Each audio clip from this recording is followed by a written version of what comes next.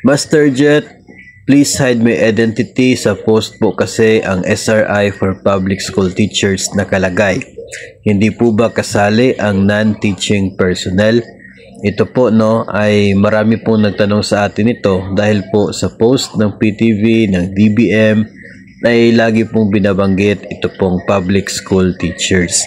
So may mga non-teaching personnel ng DepEd na nagtatanong kung sila ba or kami ba ng mga non-teaching personnel ay baka hindi kami kasali doon sa 20,000 na SRI na sinasabi.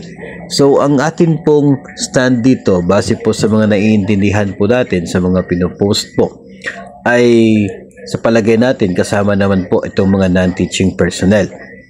Yung post po ng PTV ay nagbanggit ng around 1,011,800 DepEd employees na makakatanggap dati po sa from 18 to 20,000. So, yun po ang clue na nakikita natin. Ito pong 1,011,800 employees dahil kung teachers lang ay hindi na po yun aabot ng 1 million yung bilang ng DepEd personnel kung teachers lang yung atin pong bibilangin. Pero kung kasali po ang mga non-teaching personnel, umabot tayo ng 1 milyon. So, ito pong binanggit dito na 1 milyon na empleyado, malaki po yung chance yung atin pong paniniwala na included na dyan yung mga non-teaching personnel. Kaya umabot ng 1,011,800. So, positive tayo dyan na kasali itong mga non-teaching personnel dahil nga doon sa clue na yan, mahigit 1 milyon na empleyado.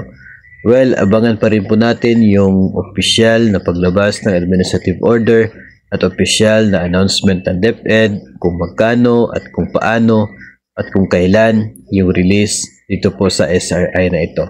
Sa ngayon ay at least malinaw po sa atin na yun po ang plano ng gobyerno, yun po yung directive ni Pangulong Bongbong Marcos, yun po ay sinang-anyunan ng DBM na pabor po ito para po sa mga DepEd personnel.